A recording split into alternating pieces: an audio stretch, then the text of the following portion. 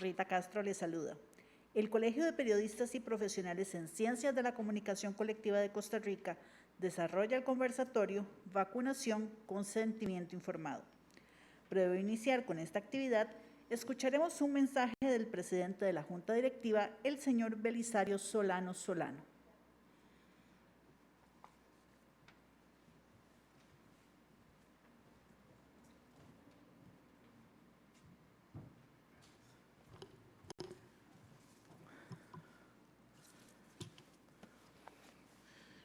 Muy buenas noches, amigas y amigos que nos siguen a través de las diferentes redes sociales del Colegio de Periodistas y Profesionales en Ciencias de la Comunicación Colectiva y todos los que se unen a lo largo de esta transmisión. Sin duda alguna, estamos viviendo un momento atípico en la vida de la humanidad. Atravesamos momentos complicados y momentos difíciles. Hay que tomar decisiones y las decisiones en la vida se toman partiendo de una correcta y adecuada información. Hoy hemos invitado a un panel de expertos a hablar del consentimiento informado, a hablar de la libertad que tiene el individuo a la hora de tomar decisiones. Es responsabilidad de este colegio abrir estos espacios de discusión, permitir todas las voces a favor y en contra y abrir un escenario de absoluto respeto para que los costarricenses puedan tomar las decisiones adecuadas. La labor del colegio implica educar, implica de manera responsable informar, implica de manera responsable y equilibrada exponer las ideas que justifiquen o que permitan o que se acepte una aplicación o no de una vacuna o una inoculación. Es necesario que la población costarricense tenga más y mejor información. Es necesario que la sociedad costarricense se caracterice por tener acceso a la gama de profesionales que tengan criterio amplio, objetivo, científico, jurídico, médico. Hoy este grupo de expertos que están acá nos van a ilustrar sobre el tema del consentimiento informado y para el Colegio de Periodistas y Profesionales en Ciencias de la Comunicación Colectiva es un honor presentarles a ellos y esperamos en estos momentos de escucha, discusión, intercambio de opiniones, aprender y principalmente a aprender para la toma de la mejor decisión.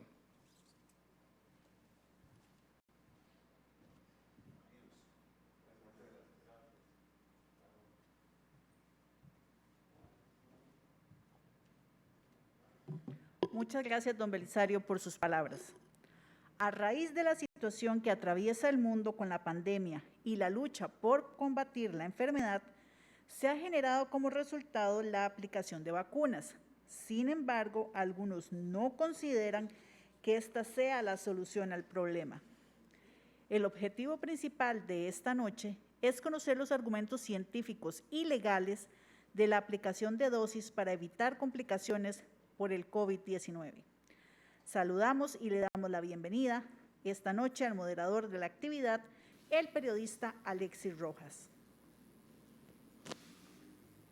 Muy buenas noches a todos nuestros amigos y amigas que nos están acompañando a través de las redes. Qué bueno que estén allí. Y por supuesto a nuestros invitados, panelistas distinguidos y al público que también está presente aquí en el auditorio del Colegio de Periodistas y Profesionales en Ciencias de la Comunicación Colectiva. Nos acompañan hoy como panelistas el señor Jorge Navarro, que es desarrollador farmacéutico, laboratorista químico, el doctor Marco Vinicio Bossa, médico especialista en medicina crítica y terapia intensiva, el señor Eval Acuña, abogado penalista, don Dani Saborío, licenciado en Derecho Público, el señor Carl Quintanilla, médico especialista en salud pública y epidemiología, y el señor Hernán Suárez, médico cirujano gerontólogo. Gracias por acompañarnos y ser partícipe de esta conversación que, como lo decía el presidente del Colegio de Periodistas, la idea aquí es que salga algo interesante para todos ustedes que nos están siguiendo, algo que les sirva para tomar decisiones y para entender esta situación que nos está afectando a todos. Aquí no hay nadie que pueda quedarse y decir, a mí no me está afectando el tema del COVID, el tema de la vacunación, todo lo que se habla, la información, la desinformación, la cantidad de datos, a veces las fake news, las noticias falsas que también circulan. Es decir, el público está sometido constantemente a una gran cantidad de información sobre el tema de la vacunación, sobre el tema del COVID, sobre el tema de los tratamientos, y a veces decimos, ¿qué hacemos? ¿Para dónde cogemos? Bueno, hay que estar informado para tener criterio a la hora de tomar decisiones, y esta es la idea de este conversatorio, que sin más preámbulo voy a comenzar y darle la palabra, por supuesto, a nuestros panelistas. Son ellos los protagonistas. Antes voy a dar una definición, que es la definición que usa el CENDEIS sobre consentimiento informado, que es el tema principal y clave, sin hacer un lado otros que van a surgir en este conversatorio. Dice el CENDEIS sobre el tema del consentimiento informado: es una regla ética que tiene como objetivo preservar los derechos de las personas en el campo de la asistencia sanitaria. Se refiere fundamentalmente al derecho que tienen todas las personas, y lo subrayo y lo pongo con mayúscula, a participar de las decisiones que comprometen su cuerpo y salud. Una primera pregunta para todos nuestros panelistas. Tienen 2 minutos para poder contestarla, para utilizar bien el tiempo. Esta es la pregunta para todos. Vamos a comenzar quizás con don Eva y así sucesivamente hasta llegar con el señor Dani Saborío. La pregunta es esta: a criterio de ustedes, ¿se está respetando este procedimiento de consentimiento informado en el actual proceso de vacunación que estamos teniendo todos en el caso de esta pandemia? Don Eval, comenzamos con usted. Gracias, buenas noches, don Alexis, y buenas noches a todos los compañeros panelistas. Para poder entender eso es necesario comprender que el ordenamiento costarricense establece en el artículo 28 de la Constitución Política el principio de la autonomía de la voluntad. Es decir, la persona puede disponer de todos aquellos actos que desee, siempre y cuando no contravengan el orden público y de esta manera afecten a terceros. Para que el consentimiento informado pueda aplicar, es necesario que sea libre, que sea comprensible y que sea voluntario. A partir de eso, entonces, lo importante va a ser determinar si la información que se le está suministrando al paciente es suficiente, es clara, es comprensible y alcanza sobre todo en lo que tiene que ver con los riesgos conocidos que pueda tener la vacuna. Porque hay 3 tipos de riesgos que debe advertir la persona que va a realizar la inoculación. Los riesgos genéricos, es decir, aquellos que pueden presentarse con, digamos, frecuencia, los riesgos fortuitos, que son extraordinarios, y los riesgos específicos de la medicación. Me parece que en términos generales, respondiéndole a su pregunta, don Alexis, sí se está siguiendo el procedimiento. El tema, por supuesto, pasa a lo casuístico, porque va a requerir individualizar si al paciente en cada caso concreto o a su representante legal, cuando se trata de menores de edad, se le está suministrando la información completa, suficiente y comprensible para poder acceder, para consentir con el tratamiento que se está suministrando. Y aquí hay que hacer una fundamentación. Bien, muchas gracias, don Eval. Gracias. Don Carl. Sí, buenas noches. Gracias por la oportunidad.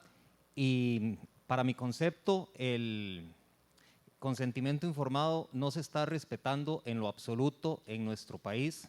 Se dio una declaración de emergencia firmada por el señor presidente donde se impuso la vacunación obligatoria.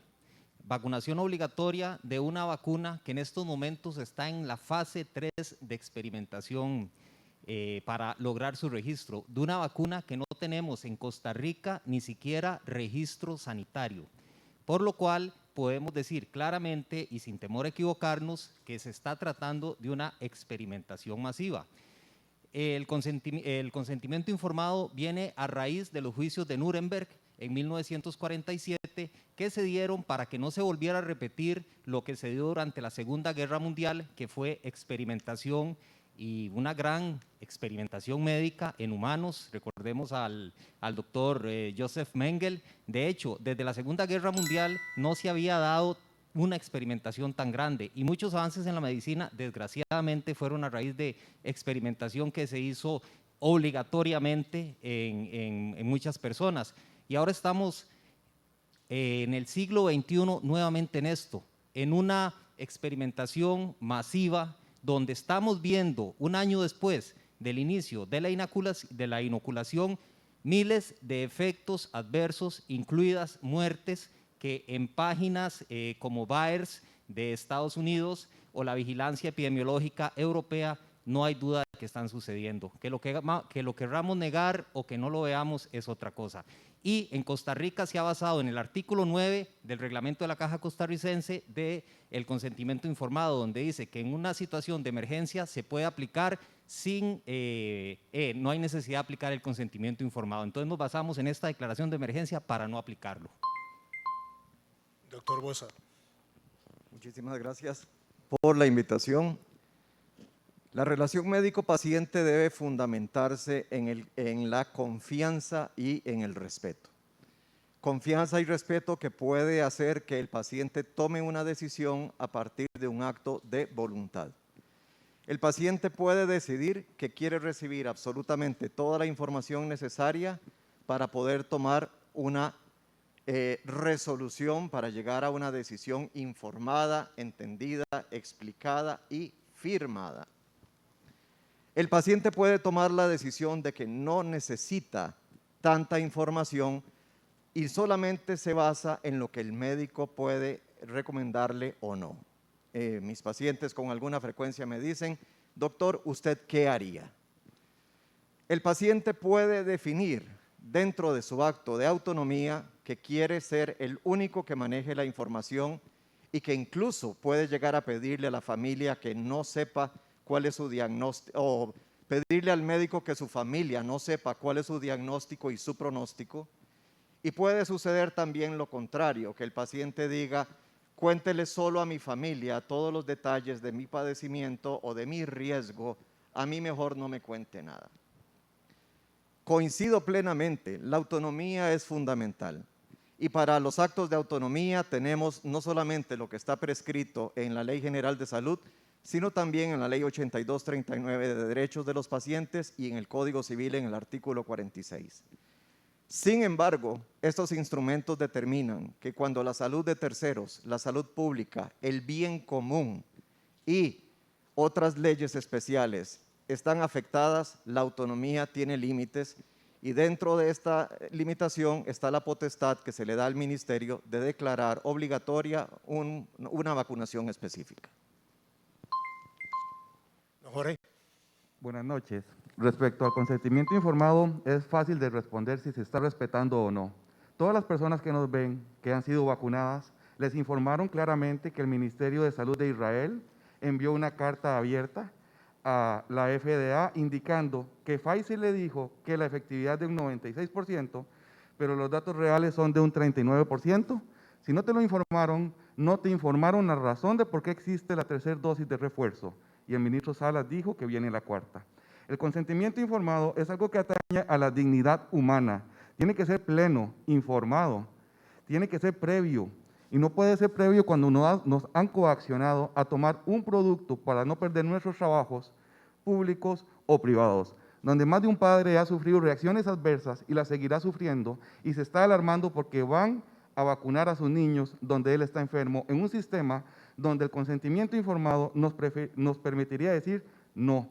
No tomo el producto sin ser discriminado, sin perder mi trabajo, sin reacciones adversas. El consentimiento informado es algo muy importante que se tiene que dar en los estudios clínicos. Un estudio clínico dura por mínimo 42 meses según las buenas prácticas clínicas existentes. Este producto anti-COVID tiene las buenas prácticas clínicas solidaridad, que no son lineales, por lo cual no permite entender cuáles son las reacciones adversas. No existe metodología de análisis que usted vea un vial y diga que en 2 años no vas a padecer una miocarditis o una pericarditis. Y estamos empezando a vivirlas. El consentimiento informado tiene que ser previo, pleno y libre. Y la coacción que está viviendo Costa Rica de los que no quieren tomar la primera dosis o los que tomaron la primera dosis tienen reacciones adversas y los siguen obligando a tomar la segunda dosis, es porque no tenemos un consentimiento informado que traiga la casilla, firmo, pero no acepto esta inoculación en mi cuerpo porque es mi dignidad humana y mi derecho individual y colectivo. Somos un grupo pro vacunas, pro derechos individuales y colectivos. Perfecto. Continuamos entonces con el doctor Suárez. Gracias, buenas noches a todos los compañeros y buenas noches a todos los que están conectados por medio del Facebook Live. El consentimiento informado tiene su sustentación en la Constitución Política, en la Convención de Derechos Humanos, y el paciente tiene el derecho de saber exactamente cuál es su patología, cuál es su tratamiento, si el tratamiento tiene o no efectos secundarios, que todos los medicamentos tienen efectos secundarios, pero qué tan indeseables pueden ser, y él tiene el libre albedrío a elegir si lo toma o no el medicamento. Por otro lado, comprendo muy bien que el gobierno y el Ministerio de Salud tienen la obligatoriedad de velar por la salud de todos los costarricenses, o más bien dicho, de todos los habitantes en Costa Rica, tanto bio, psico como socialmente. Si hay daños a terceros producto de alguna otra persona que no desee vacunarse, pues definitivamente el Ministerio de Salud toma la decisión entonces de firmar el decreto, que es el que obliga a la vacunación para todos los habitantes del país. Sin embargo, más información que la que tenemos actualmente sobre una enfermedad, yo creo que nunca ha habido en la historia. Si nos ponemos a ver, la información corre de un minuto a otro por medio de las redes sociales, más información que la que tenemos no puede haber. Lo que puede haber es ignorancia, que hay personas que no puedan leer o que no tengan acceso a redes sociales. Sin embargo, el consentimiento informado debería de estar escrito y debería definitivamente de firmar si deseo vacunarme o si no deseo vacunarme, también debería firmarse. Muchas gracias, doctor Suárez. Licenciado Saborío. Buenas noches. Aló. No está prendido. Aló. Sí está prendido. Gracias. Sí, muy buenas noches a todos los presentes y a los que nos siguen por redes sociales. Bueno, concretamente la respuesta es no, no se está aplicando el consentimiento informado. Desde que hay una obligatoriedad, quiere decir que el consentimiento desaparece. O sea, el concepto se compone de dos componentes: consentimiento informado. Entonces, no es solo que a usted le digan y se dé toda la información, es que con base en esa información o aún sin esa información, porque sí coincido, como dijo el doctor, que la persona puede confiar en el criterio médico. Y en base a eso, decir, bueno, confío en el criterio médico, no me voy a informar, pero confío en usted, señor médico. Pero en el momento en que hay obligatoriedad, desaparece el consentimiento, entonces no se está aplicando. Ahora, o sea, es tan claro, ¿verdad? Yo creo que en eso no hay discusión. En Costa Rica no se aplica el consentimiento informado porque hay una obligatoriedad. Ahora, que si esa obligatoriedad es por el beneficio del bien común o violenta la dignidad humana, yo creo que es completamente otro debate y precisamente lo que debemos enfocarnos. Yo considero que no puede ser que en nombre de la colectividad se viole precisamente la dignidad humana. O sea, el derecho a la salud está relacionado con el derecho a la vida y el derecho a la vida está relacionado con la dignidad humana. y en el momento en que usted como persona se le obliga a que se inocule una sustancia en su cuerpo, pues está violando su dignidad humana, por las razones que sean. Existen motivos religiosos, motivos científicos, de convicción, por lo que sea, pero su dignidad no puede ser violentada. Entonces, en ese sentido, no hay consentimiento informado, es una imposición y se dice que hay mucha información, yo sí discrepo, o sea, hay información que quiere, o sea, que ciertos sectores es la única información que existe, hay una única información y una única verdad, y tan es así que en redes sociales abunda la información, pero cuando uno quiere dar información diferente a la oficial, pues lo censuran. Este es el primer conversatorio abierto que hay en 2 años fuera de uno que hizo la Universidad Nacional, que organizó un sindicato. Gracias. Bueno, he visto que hay posiciones aquí que concuerdan en algunos de ustedes con respecto a que consentimiento informado no se está dando en el tema de la vacunación obligatoria. Disiente aquí el licenciado Ewald Acuña con este punto, porque don Ewald, usted planteó que sí se estaba dando, y a mí me gustaría insistir precisamente en esto. Don Ewald, que usted pueda replicar incluso, porque usted sí plantea una posición diferente a la que obtiene la mayoría acá, de que efectivamente el consentimiento informado sí se está dando, si realmente esto está ocurriendo en la realidad. En la mayoría de los casos… Un minuto, le recuerdo que tienen Sí, ahora, señor. por favor. En la mayoría de los casos yo afirmaría que sí. Y es que se está confundiendo grupos de población donde es obligatoria. Los casos de aquellos que trabajan con otras personas, médicos, personal de salud, que tienen necesariamente que estar vacunado por el tipo de trabajo que realizan, y otros que no estamos obligados porque no hay decreto que nos obligue y que nos hemos vacunado voluntariamente. Entonces, es una falacia crear un solo grupo y afirmar que es un solo grupo el que está siendo objeto del consentimiento informado. Insisto, para ir caso a caso y no hacer generalizaciones, lo correcto es preguntar a la persona inoculada si le advirtieron los riesgos y la posibilidad de negarse en el caso de los que no estamos sometidos a la vacunación obligatoria.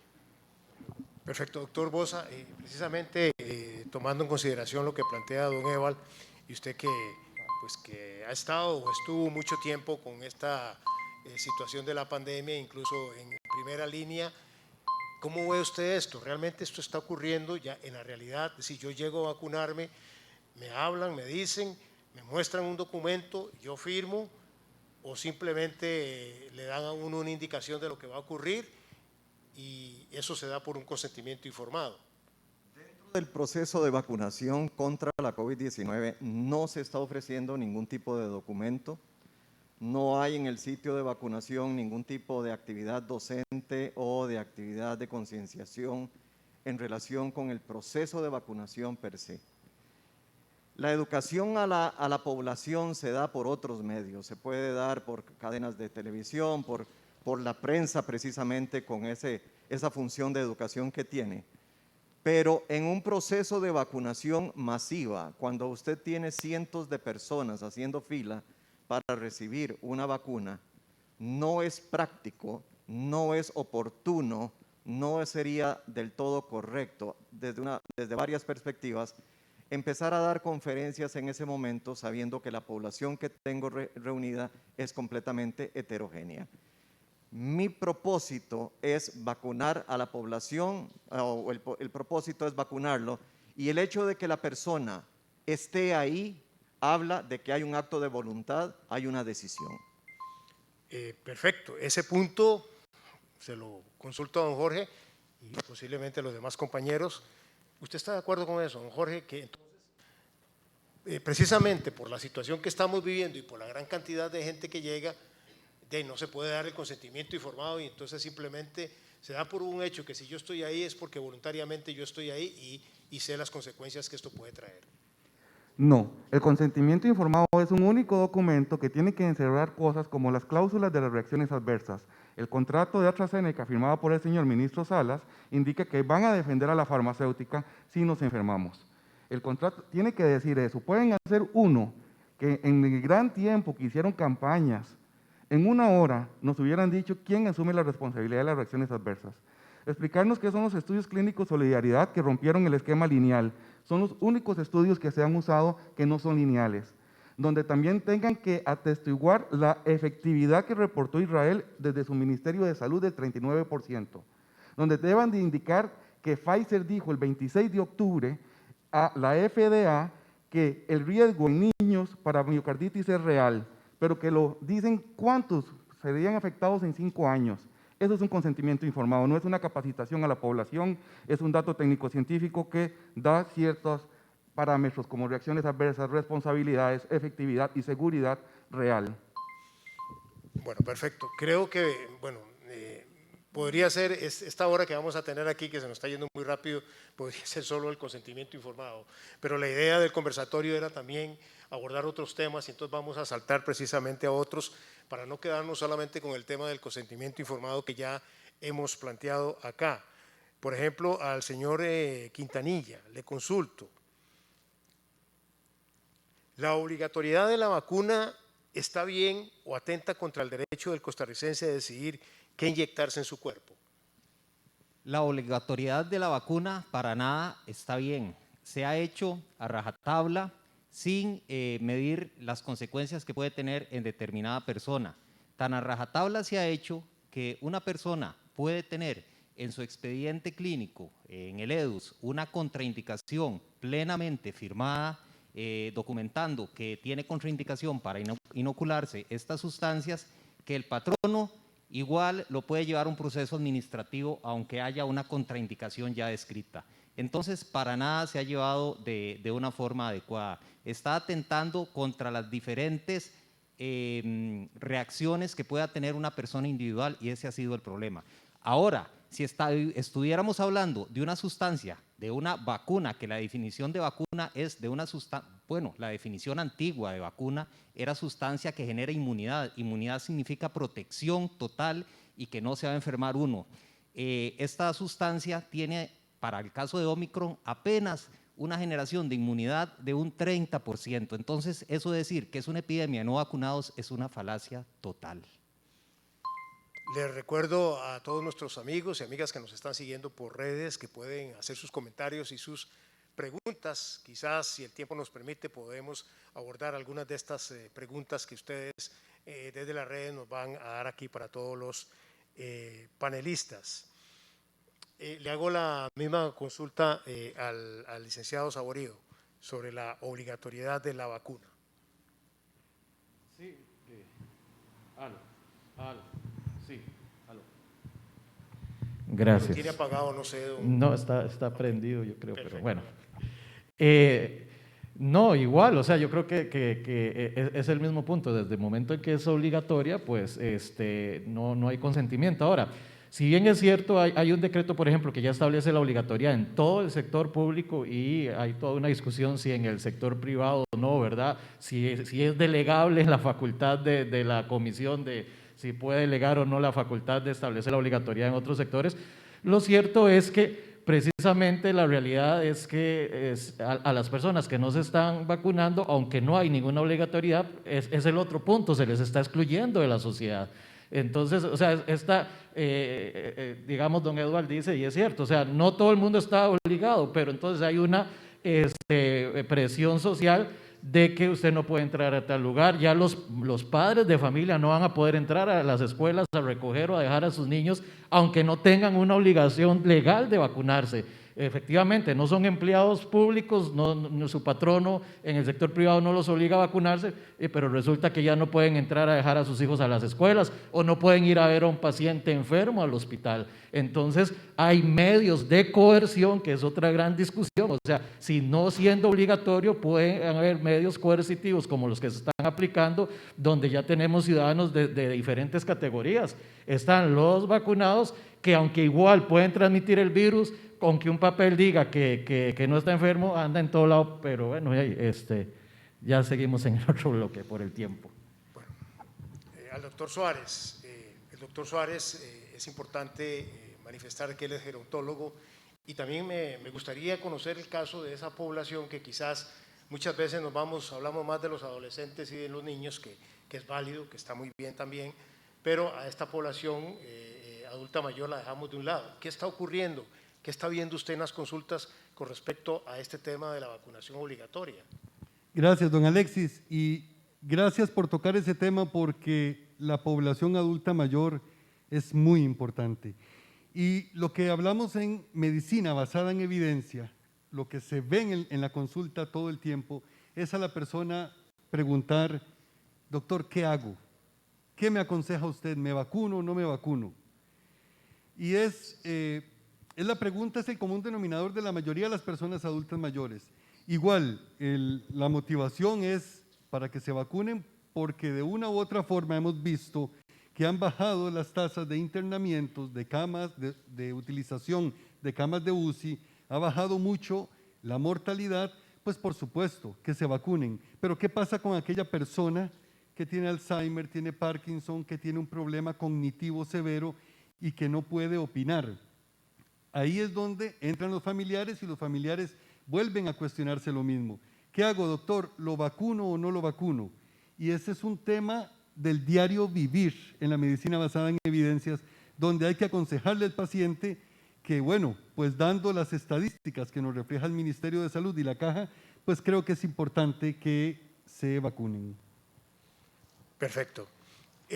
Aquí hablábamos también, se ha hablado y se ha comentado del tema un poco de lo que se han significado los decretos y la legislación que el gobierno ha puesto en práctica con la obligatoriedad, con el código QR, con el tema de si usted puede entrar o no puede entrar a un lado o circular a cierta hora, etcétera.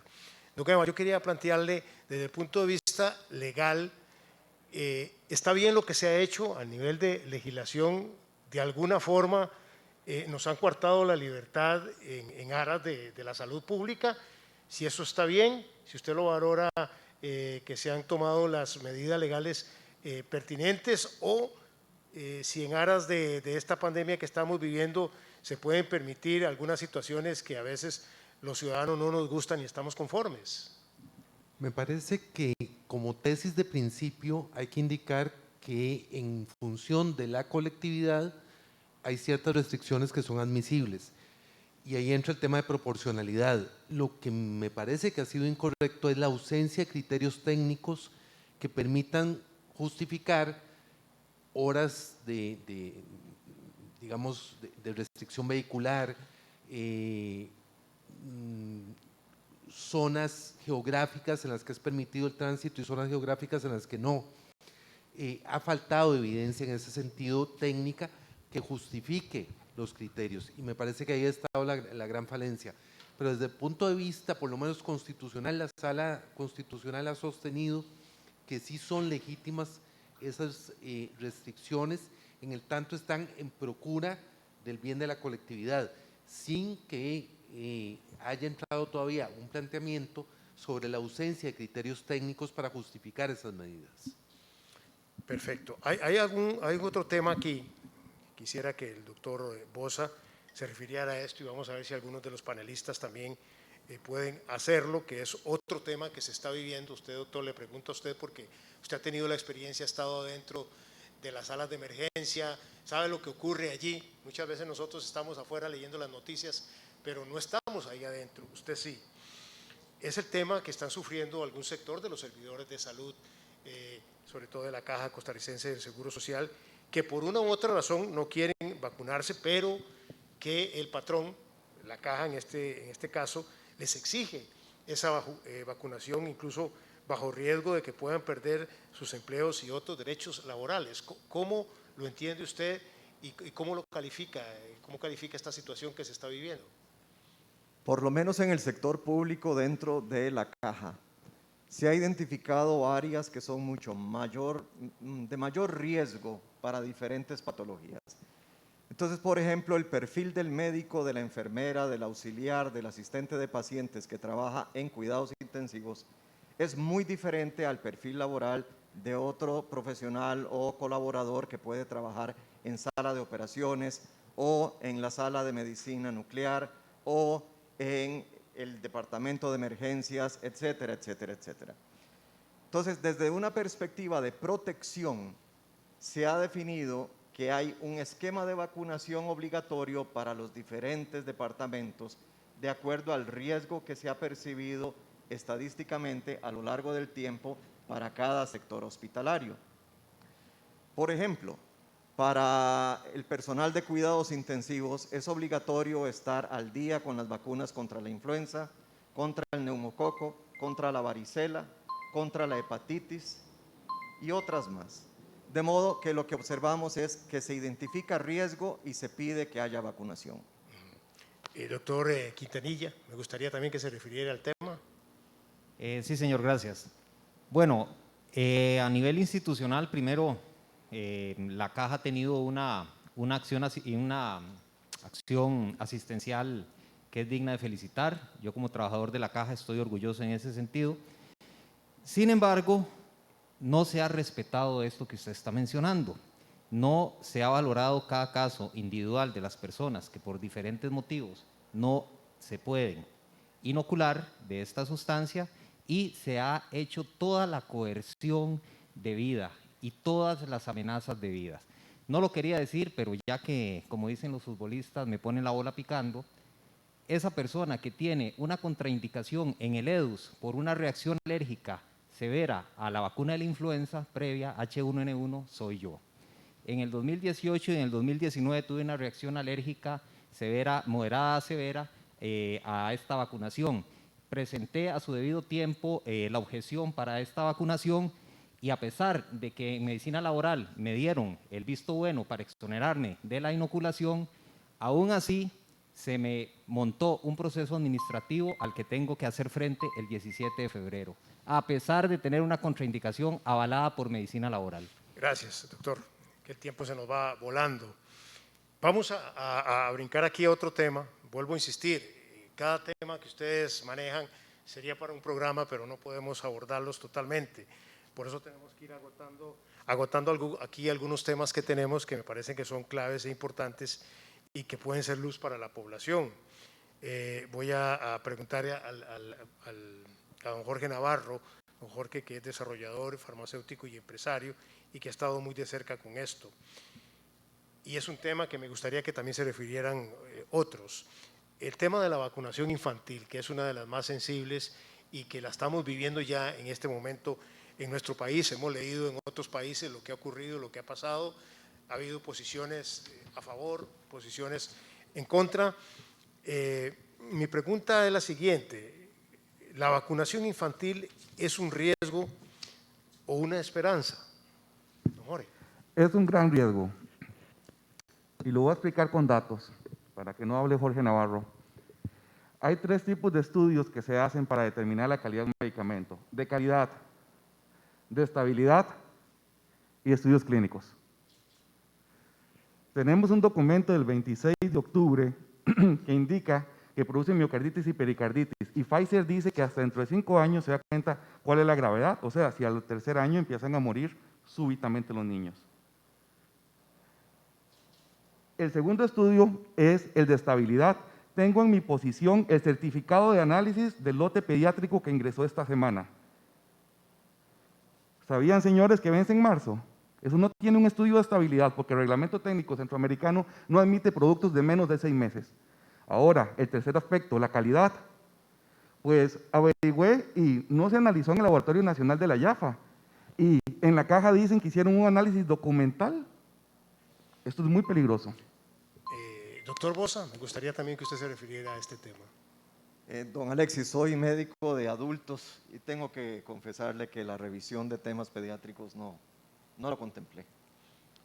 Pero tiene usted un criterio, por ejemplo, me gustaría escuchar su criterio, aunque no esté usted directamente ligado con el tema de medicina pediátrica. Tendría que circunscribirme a la vacunación de adolescentes, porque para la Caja del Seguro Social el adolescente ya es manejado en algunos aspectos como si fuera un adulto, por lo menos en el ámbito medicamentoso y además en relación con internamiento en hospitales, etcétera.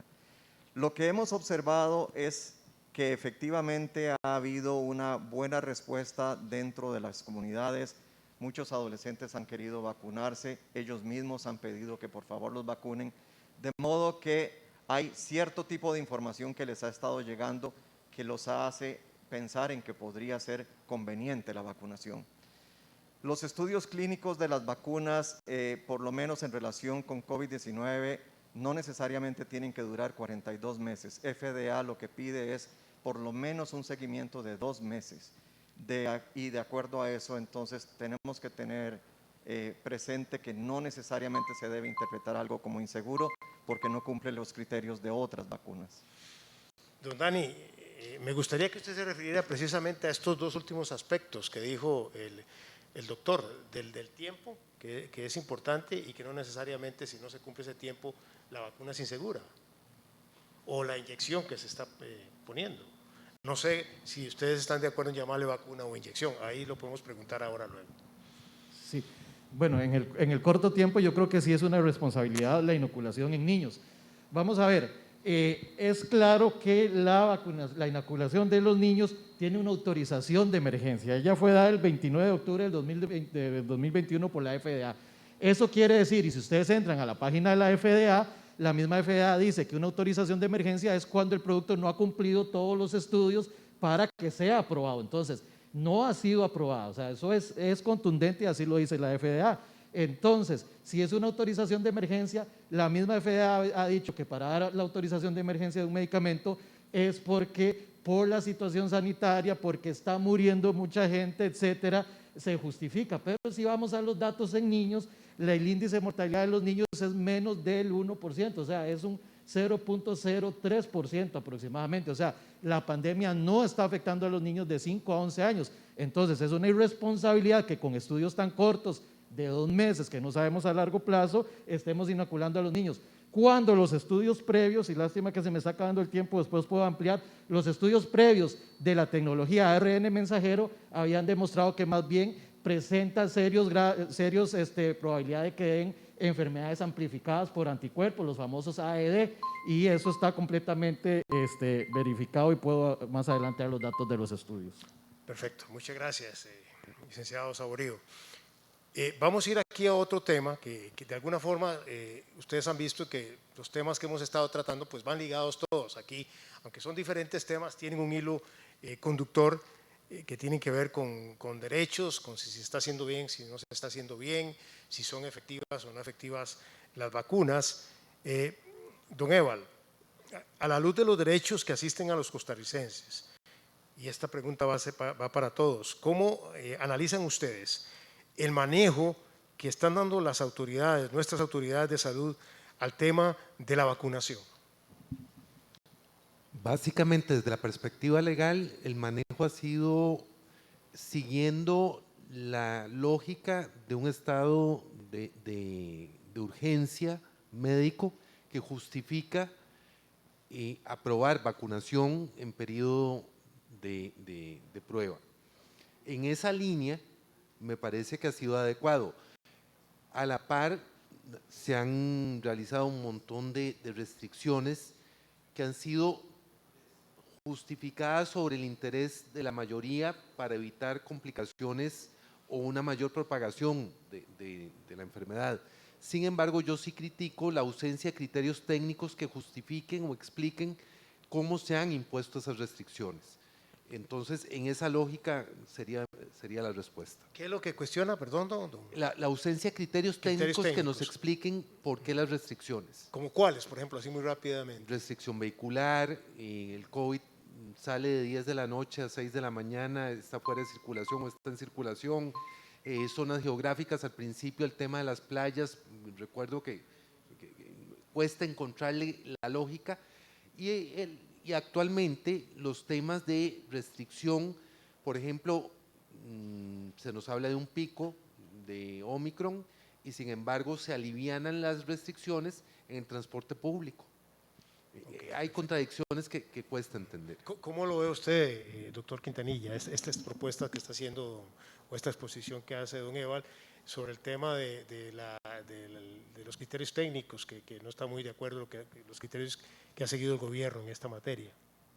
Sí, el problema es que el gobierno se ha basado en el último año de un error semántico Si ese error semántico se hubiera subsanado desde el inicio, no estaríamos en esta situación muy probablemente. ¿Cuál error, perdón? Llamar vacuna a una terapia génica bastante efectiva en prevenir enfermedades graves. Eso no lo vamos a negar, es efectiva en prevenir O enfermedades sea, usted graves. no dice vacuna, sino terapia génica. ¿sí? Terapia génica porque estamos inyectando ARN mensajero dentro de los seres humanos para que el sistema inmunológico reaccione a la producción de la proteína espica, que es el piquito este que causa los daños.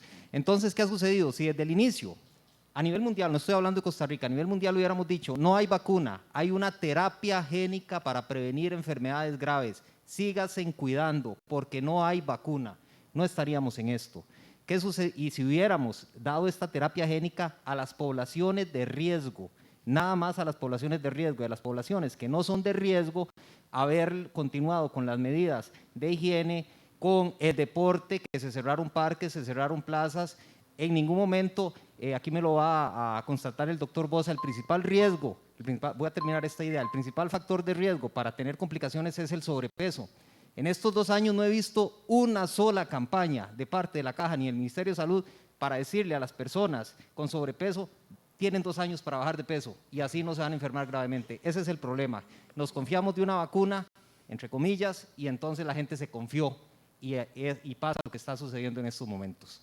Doctor Bosa, ¿usted está de acuerdo con esto? Terapia génica, dejamos de lado la prevención, por ejemplo, en materia de sobrepeso y de otras enfermedades en riesgo, que cuando le da COVID, pues la gente incluso ha fallecido.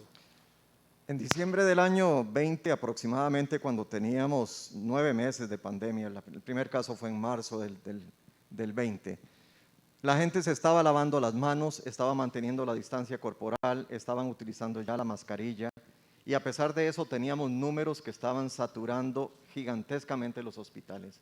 Las unidades de cuidados intensivos duplicaron, triplicaron, cuadruplicaron su capacidad. Tuvimos que crear un nuevo género de UCI, que era la UCI severa versus la UCI crítica. Y todo esto derivó de lo que estaba sucediendo en el país ante las diferentes variantes que teníamos previamente.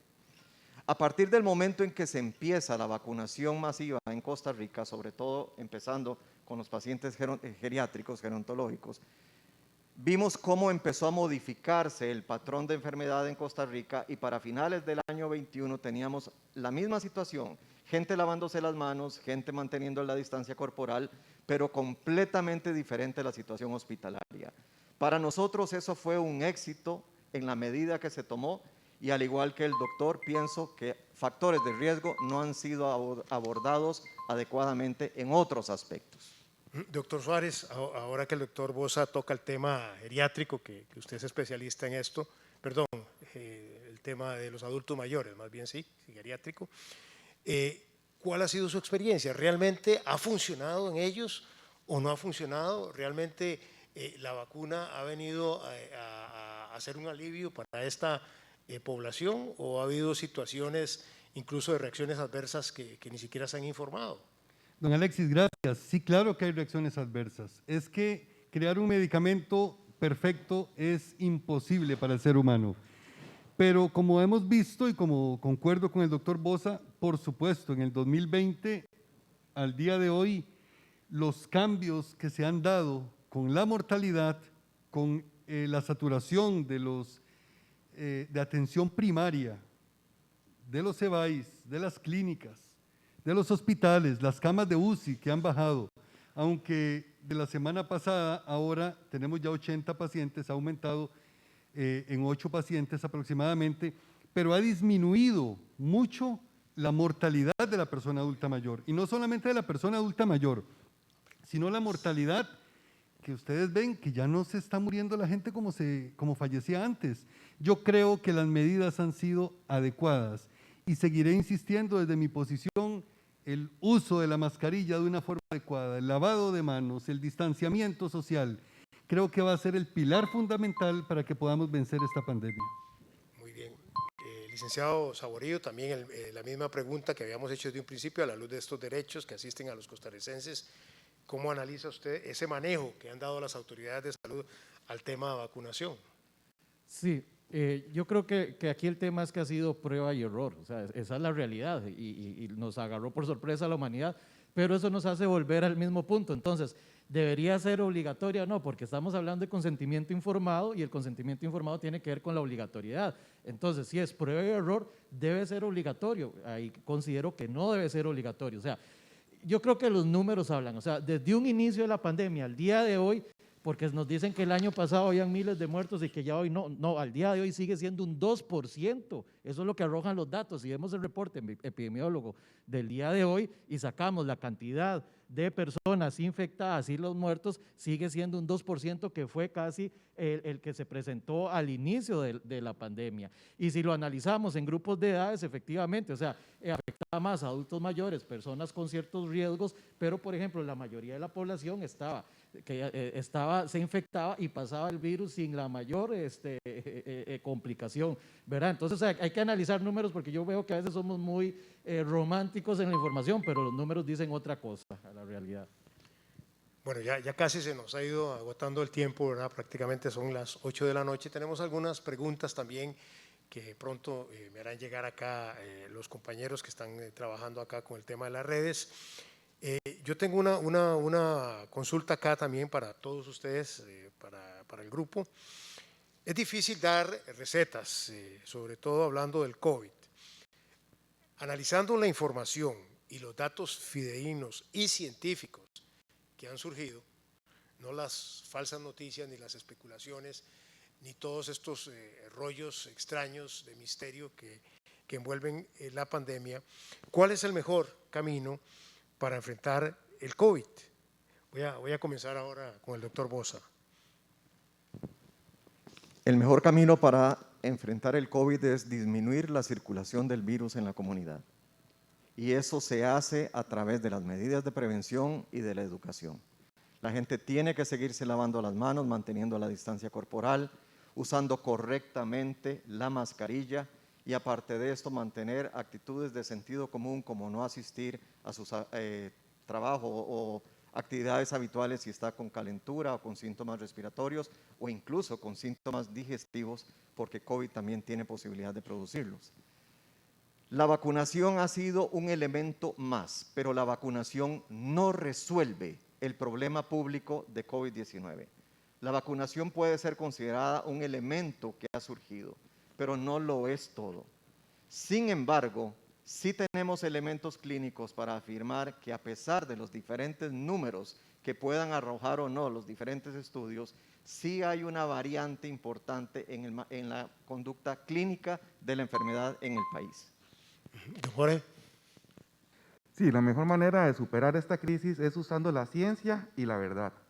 Por ejemplo, yo respeto mucho el punto del doctor Suárez y del doctor Bosa, los estimo mucho, pero en Semanario Universidad hoy el Centro Centroamericano de Población indica que la esperanza de vida de los costarricenses, solo para hablar de los varones, en 2019 era de 77.6. En el 2020 nos azota el COVID, no hay vacunas, decreció un año la esperanza de vida. Pero el 2021, que inicia la vacunación, en 6 meses decreció un año. Empezó la vacunación, decreció la esperanza de vida. Entonces yo me baso más en números para no basarme en mis experiencias personales, como en los números de las vacunas aprobadas en Costa Rica, doctor Bosa. De las 15 que hay, 14, ninguna ha sido aprobada con 2 meses de estudios clínicos. Tienen que ser estudios clínicos contundentes, según el reglamento del registro sanitario de medicamentos, que es centroamericano y alineado con COMISCA, la Comisión de Ministros de Salud de Centroamérica, y la OMS. Eso es ciencia. Entonces, si ponemos en un papel que en 2 meses no va a haber reacciones adversas o lo verificamos a 5 años, no se puede garantizar que sea así, y solo con el producto anti-COVID. Las otras 14 tienen estudios clínicos contundentes. Doctor Quintanilla. Sí, señor, totalmente de acuerdo con lo que dijo el doctor Bosa, no voy a redundar en eso. Agregaría la administración de la terapia génica a las personas con altísimo riesgo de contraer la enfermedad y morir, previo consentimiento informado, y agregaría algo de lo que se dejó de hablar una vez que salió esta terapia génica, que son las terapias farmacológicas alternativas que se han dejado de lado, y aquí no voy a decir cuáles para no inducir a que la gente las utilice. Pero veamos el caso de la India. ¿Se acuerdan aquellas escenas dantescas de la gente muriéndose en las calles y que las estaban quemando? En un mes acabaron con eso gracias a unos kits que la OMS empezó a repartir casa por casa en estados como Uttar Pradesh y lograron disminuir la mortalidad casi en un 96%. Y aquí los colegas médicos van a estar de acuerdo conmigo. Cuando un médico se enferma o cuando un familiar de nosotros se enferma, nos llegan a los chats montones de esquemas de tratamientos alternativos.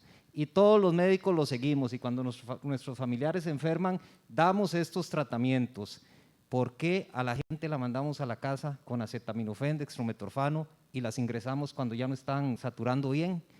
Entonces, yo diría que un paciente con una prueba positiva y que empieza con síntomas, inmediatamente tratamiento temprano, inmediatamente.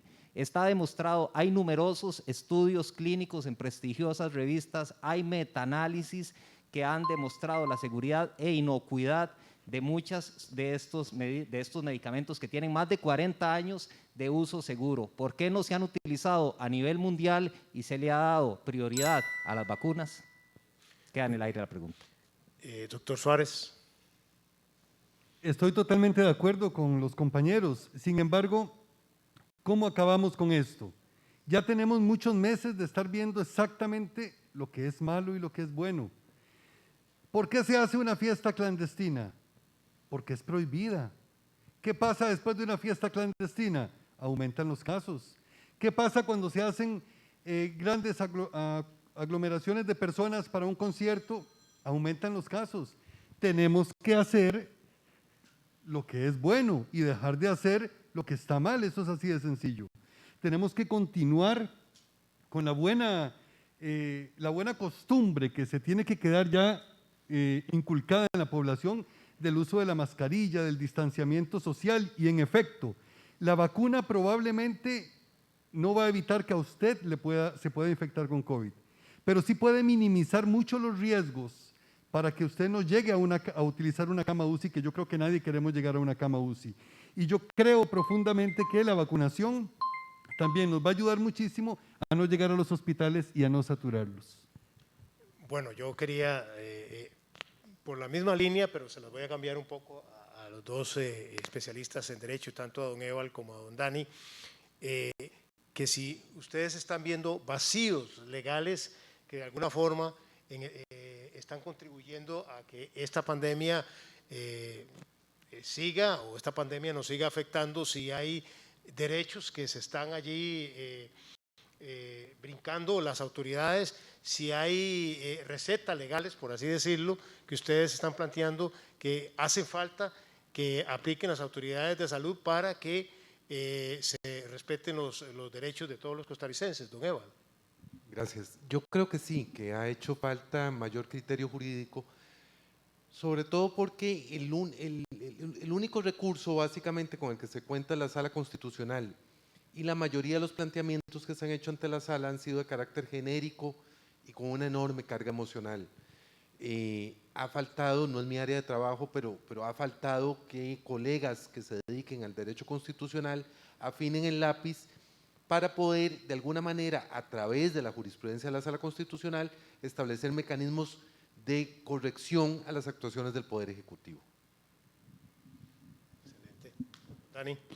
Sí, es muy complejo porque, como coincido con el colega, yo no sé si ha sido producto de la misma psicosis, ¿verdad? Porque lo cierto es que también hay una psicosis donde hay un totalitarismo sanitario, en el sentido de que hay una única enfermedad y una única cura, y de ahí no se puede discutir absolutamente nada.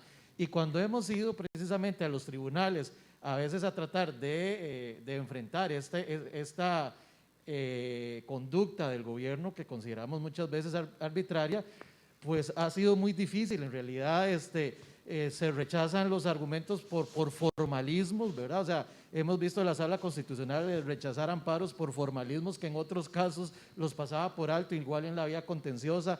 Nosotros llevamos más de 3 meses esperando que nos resuelvan una medida cautelar en contra de la obligatoriedad de la vacunación, que nos digan si sí o si no, por lo menos para ir a apelar, pero o sea, no ha habido un control jurisdiccional de los abusos del Poder Ejecutivo, y yo creo que en esto, de forma muy respetuosa, hago un llamado a las autoridades judiciales que tomen nota de este tema. Bueno, ya prácticamente se nos ha ido el tiempo, pero vamos a tener un poquitín, son las 8:07, vamos a tener un poquito más. Aquí han llegado preguntas interesantes del público que nos está viendo. Nuestro estimable colega Paul Ulloa nos dice lo siguiente, tal vez esa pregunta se la puedo hacer al doctor Bossa. Dice, para los que defienden tanto la mascarilla, ¿pueden explicar después de cuánto tiempo empieza a ser perjudicial? Hay gente que debe usarla de 8 a 10 horas por día. Esto debe tener algún efecto negativo a largo plazo, además de las consecuencias psicológicas o emocionales. Doctor. Depende del tipo de mascarilla, depende del entrenamiento de la persona, depende del trabajo que desarrolla a diario y depende de por qué está utilizando y en qué ámbito la mascarilla.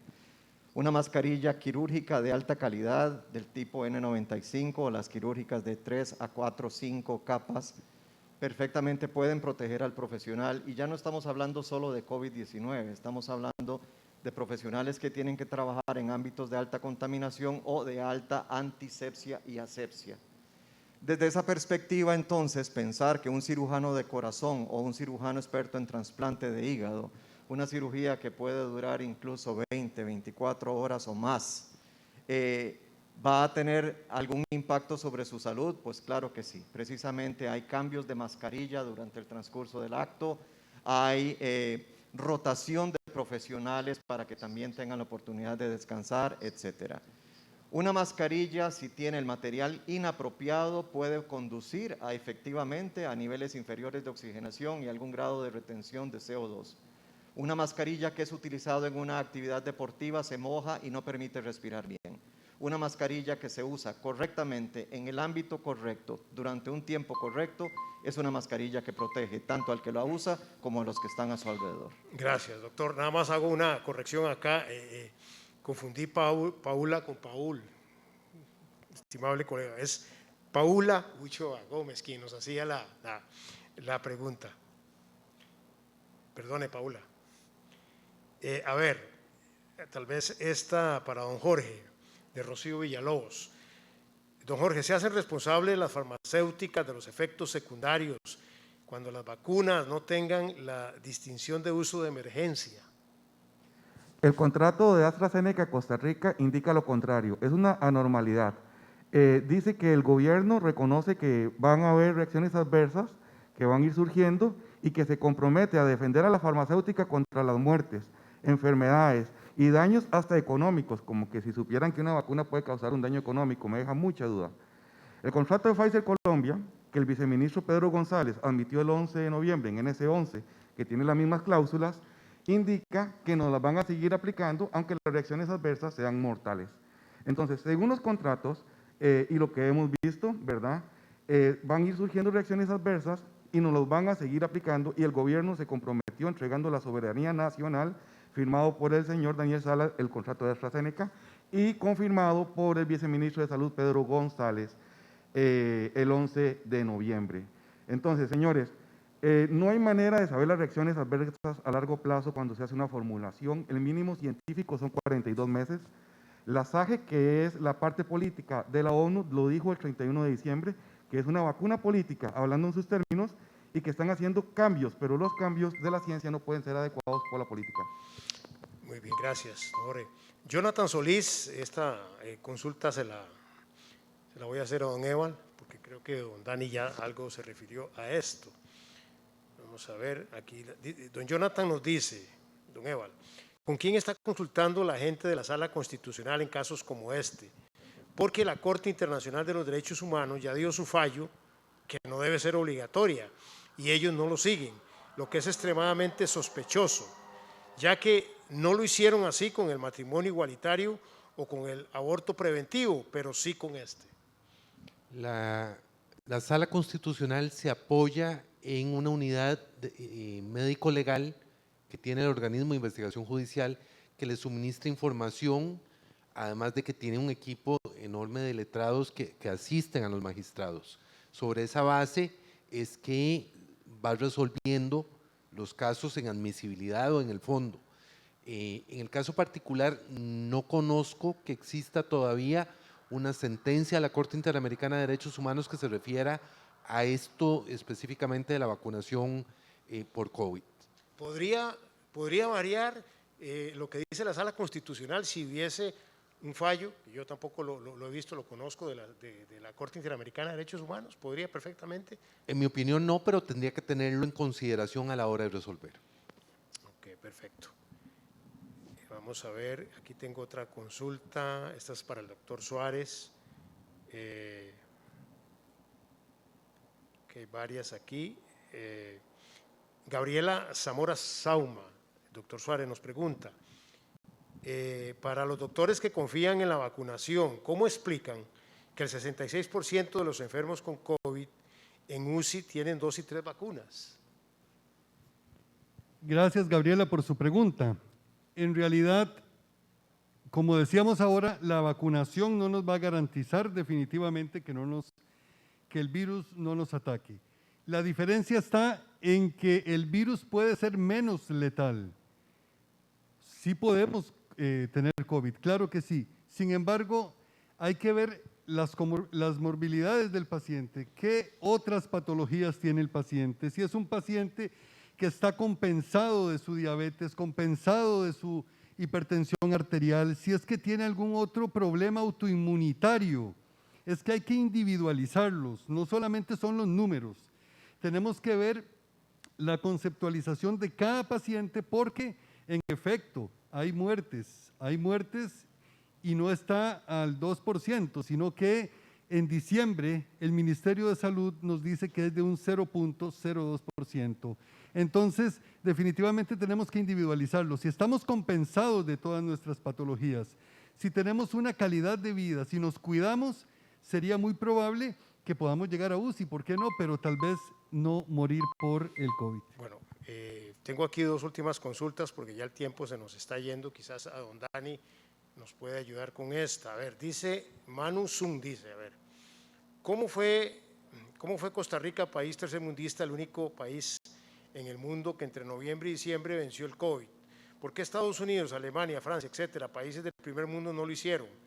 Pero llega el 1 de enero del 2022 y empezó a llegar el caos de nuevo. ¿Será que esto es pura manipulación del gobierno o de los datos? No, bueno, yo creo que precisamente los datos nos han demostrado que el COVID, digamos, se ha comportado en oleadas, ¿verdad? O sea, ha ido una primera ola, etcétera. Hay otros países que ya están en la tercera o cuarta ola. Nosotros veníamos pasando la segunda ola. Es más, antes de que viniera la variante Omicron ya se decía que iba a haber una tercera ola de los vacunados, dijo un prestigioso inmunólogo en un medio en un noticiero nacional. Entonces yo creo que esto es producto del comportamiento del COVID. Ahora, yo quiero de forma muy respetuosa llamar la atención de que en salud no podemos nada más hablar a corto plazo. Es que el problema es que en algunos grupos de población sí, o sea, si yo tengo un adulto mayor que cobre un riesgo, ahí sí yo puedo decir, bueno, voy a aplicar esto porque necesito salvarlo, es el día a día. Pero a largo plazo no podemos decir que para nada más eliminar que no se llene una UCI porque puede venir otra pandemia.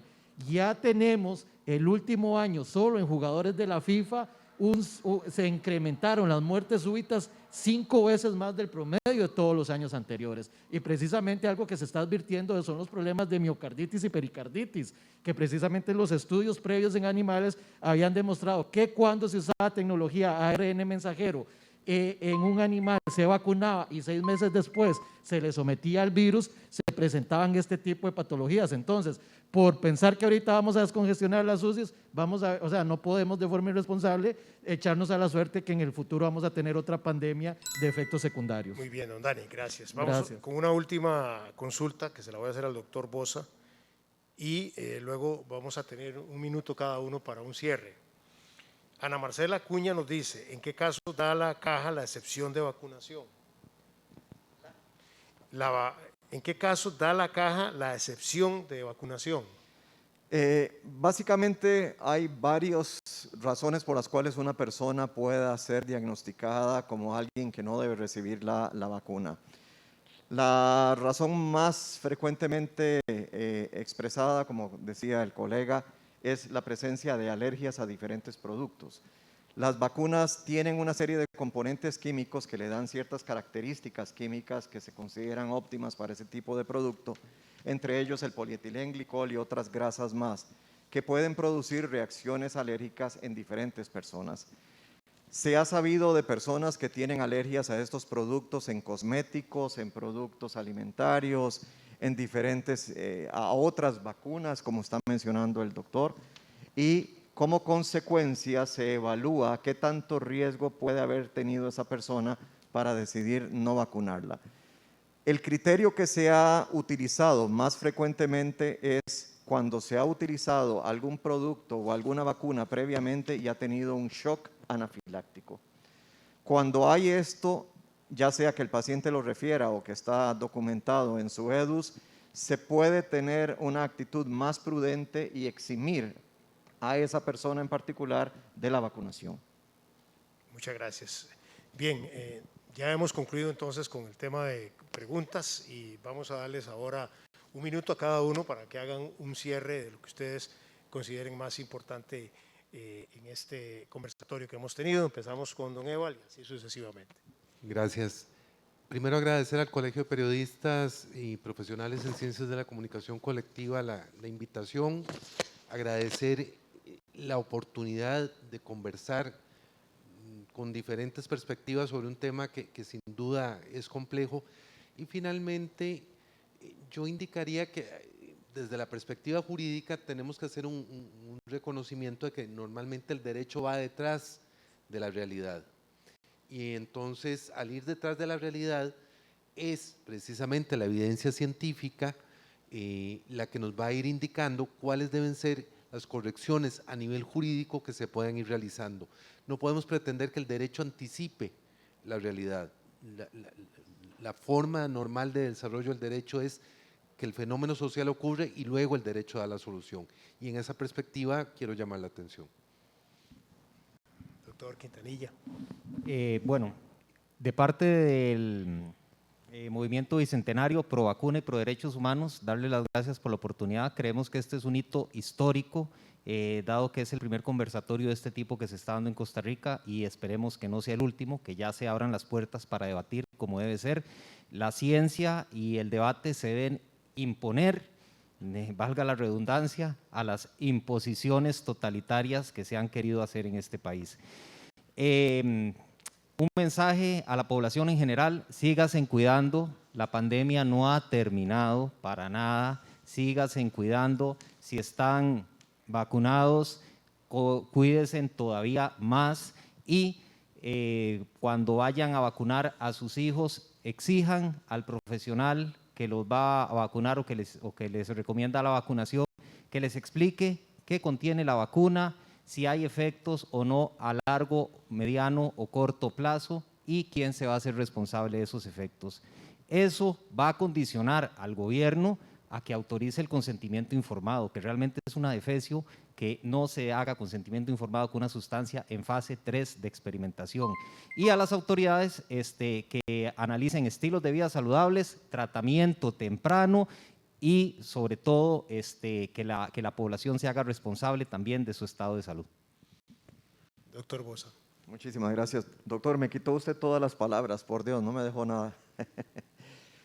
Yo también quiero hacer un llamado a la población y quiero hacerla en exactamente los mismos términos que ha hecho el doctor Quintanilla. Creo que tenemos que ser ciudadanos responsables. Es nuestra responsabilidad instruirnos, educarnos, informarnos sobre lo que está sucediendo en el país. Es importante manejar la información que podamos, cada uno de acuerdo a su capacidad, sobre los diferentes elementos que hemos barajado en este conversatorio el día de hoy. Creo, al igual que el doctor Quintanilla, que esta pandemia definitivamente no ha terminado y que es nuestra responsabilidad cuidarnos y cuidar a los demás, protegernos y proteger a los demás. Y sobre todo recordar que hay un porcentaje importante de población vulnerable en este país que tiene que ser más defendido y que tiene que ser muy cuidado constantemente. Muchísimas gracias. Gracias, doctor. Don Jorge. Muchas gracias, don Alexis, y a todos los compañeros que nos ven el día de hoy. Deseo iniciar dándole gracias a este grupo de panelistas tan profesionales, con esa capacidad de explicar sus puntos de vista en un conversatorio. Realmente de parte del Grupo Bicentenario somos un grupo pro vacunas, pro derechos humanos individuales y colectivos, que creemos que si usted quiere la primera dosis, la segunda, la tercera, la cuarta o las que puedan venir, es un derecho que se le dé el producto de parte del gobierno, con consentimiento informado, con información técnico-científica que especifique quién tiene las responsabilidades y cuál es el estatus real científico que vamos a asumir. También creemos que si usted no quiere la primera dosis, la segunda, la tercera, la cuarta o las que puedan venir, también te tienen que dar un consentimiento informado, donde usted firme que no la quiere, sin que se quede sin trabajo, sin que lo coaccionen, sin que lo discriminen y hagan costarricenses de segunda clase, sin que nuestros niños se expongan a un producto sin calidad, estudios de estabilidad y estudios clínicos demostrados y contundentes. Doctor Suárez. Quiero agradecerle al Colegio de Periodistas y a los compañeros panelistas porque definitivamente debemos de promover la conversación, en la comunicación. Tenemos que promover el diálogo para ver si nos ponemos de acuerdo y sacamos al país adelante. Yo quisiera terminar instándoles, motivándoles a que por favor cuiden sus patologías crónicas, porque estamos pendientes del COVID siempre. Lo que sucede es que recordemos que hay más complicaciones en aquellas personas que no hacen ejercicio, como decía el doctor Quintanilla, en aquellas personas que están descompensadas de su diabetes, de sus problemas de hipertensión, aquellos cardiópatas que no están al día. Por favor, cuídense, porque tenemos que ser responsables no solamente con nuestra vida, sino con la vida de los que los esperan en casa. Es muy importante, elija usted qué hacer. Yo le insto y le promuevo para que no solamente se cuide y cuide a los demás, sino que hagamos patria. Y solamente todos unidos y de una forma responsable vamos a poder sacar este país adelante. Don Dani. Sí, también agradecer a todos los compañeros panelistas, agradecer al colegio, algo que hemos dicho es precisamente eso, o sea, tiene que haber más información, tiene que haber más contraste de opinión, no puede haber solo una verdad, no puede haber solo una línea de que si usted dice lo contrario a la versión oficial es censurado, no se le da un micrófono. Yo creo que aquí hemos demostrado que no estamos en contra de la vacunación, o sea, creemos que cada quien tiene el derecho de aceptarla o no, máxime cuando estamos hablando de un producto que tiene serios cuestionamientos de eficacia, de eficiencia y serios cuestionamientos de daños a largo plazo, o sea, de reacciones adversas a largo plazo. Entonces, insto a los medios a abrir estos espacios. Hemos demostrado que lo que hablamos lo hablamos con documentos, podemos aportar los estudios, o sea, aquí no venimos a hablar de teorías conspirativas ni inventar nada. Los estudios son los oficiales con los que nosotros también fundamos nuestra posición y queremos que la gente se informe y tome su decisión informada. Muchas gracias a todos y buenas noches. Bueno, mis felicitaciones y agradecimiento a los señores panelistas, don Jorge Navarro, don Dani Saborío, don Carl Quintanilla, don Marco Vinicio Boza, don Eva Lacuña y don Hernán Suárez, que han estado acá hoy muy respetuosos, haciendo sus propuestas con argumentos serios. Al Colegio de Periodistas también, Colegio de Periodistas y Profesionales en Ciencia de la Comunicación Colectiva, a su presidente, agradecer este espacio que yo creo que es fundamental y clave en estos momentos que estamos viviendo, porque a veces en otras áreas, en otros medios se ha negado la posibilidad de que puedan abrirse este tipo de espacios para hablar de lo que está preocupando a la gente en la calle. Es que no es simplemente un grupito, no, hay gente que está preocupada, que está en contra, que está a favor, eso no interesa. Lo que es importante es que la gente tenga criterio, que esté informada, que haga reflexiones críticas sobre la situación que estamos viviendo y que al final eso nos lleve a tomar las decisiones respetando la decisión de cada uno. Así es que esperemos que estos espacios sigan que el colegio siga promoviendo también este tipo de conversatorios, ojalá uno próximo con otras personas, con autoridades de salud también que puedan estar acá. Agradecer a todos ustedes que nos han seguido, nos dijeron que había más de 500 personas que estaban conectadas viendo el programa y eso nos alegra mucho porque vemos que hay interés de las personas en el tema que estamos abordando. Así es que muchas gracias, buenas noches y nos vemos en una próxima. Hasta luego.